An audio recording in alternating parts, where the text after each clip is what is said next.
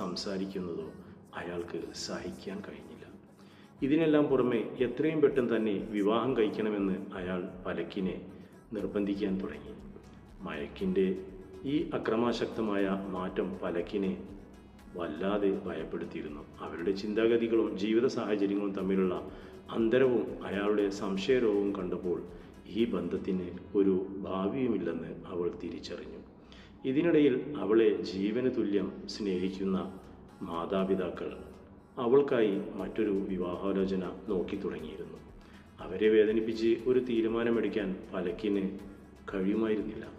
ഒടുവിൽ ഫോണിലൂടെ അവൾ മയക്കിനോട് ഒരു സത്യം പറഞ്ഞു. എൻ്റെ മാതാപിതാക്കൾ എനിക്കൊരു നല്ല ആലോചന കണ്ടെത്തിയിട്ടുണ്ട്.